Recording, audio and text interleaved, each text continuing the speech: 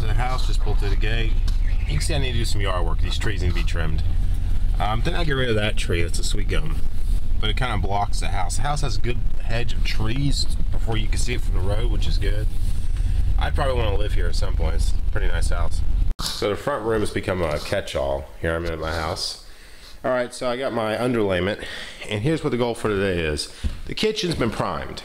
Drywall's basically finished, primed in white. I'm gonna do one more coat on the roof, and then I'll pick a wall color and do the walls. But anyway, we're not working on the kitchen today. I got my vinyl flooring for the pantry. So first thing I need to do is I need to come up here and see these crappy tiles. Either I need to remove them or I can lay the underlayment on top of them, but there has to be no really big bumps. So I'm gonna scrape the drywall mud off of them if I have to leave them, but I think I can peel them up pretty easily. So I'm gonna get the floor ready to put the underlayment on. And before I put underlayment down, I do a layer of tar paper. So I'm gonna be clearing this area, getting this all ready. I'm actually gonna do underlayment behind the furnace too, which is gonna be kind of hard because this is where the line set comes from the from the outside condenser, and so I'll have to kind of work around that. But my goal for today anyway is to get the underlayment laid in here and get that done. And I got my floor leveler to go across any gaps and stuff like that after I've laid it.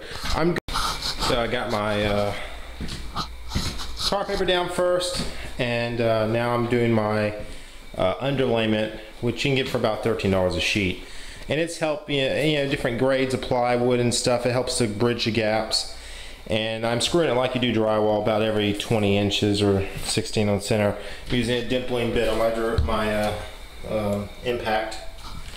And so yeah, so next I'm doing a cut for around the furnace. It'll kind of go behind it a little bit. All right, so it's all ready. Well, it's got dry. But went ahead and put my floor leveler on the joints, and so tomorrow I'll come in here, sweep it real good, make sure there's no floor leveler or high spots, and then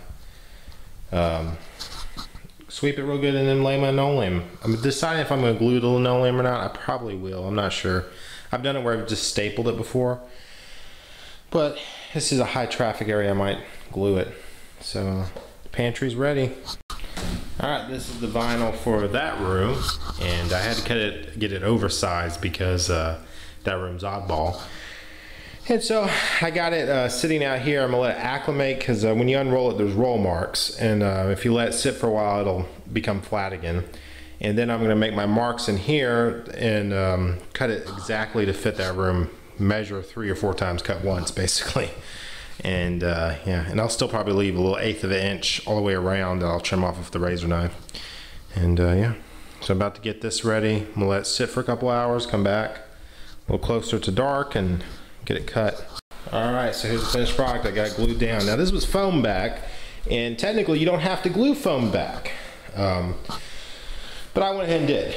Now you just got to be careful not to get a glue that has petroleum-based products that will eat foam.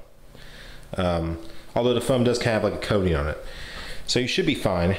And you don't have to glue it. I usually glue felt back, but I've also done it where I've laid it without gluing it.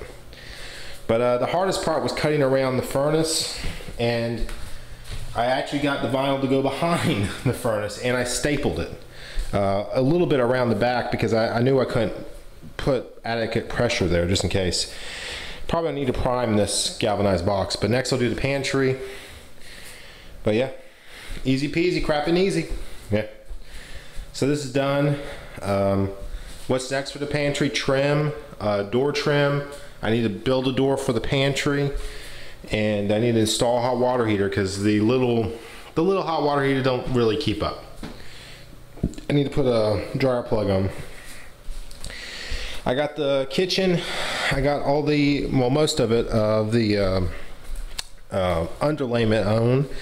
So I just got to do a piece here. I'm running out of underlayment, and then I'll, what I call floor leveler all the joints and the screw holes, and I'll be ready for linoleum in here. But I'll probably go ahead and paint the roof one more time and get my wall color up.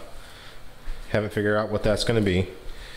But I'm really cooking with gas is what I would say. I'm getting stuff done. I mean, It may be a little each day.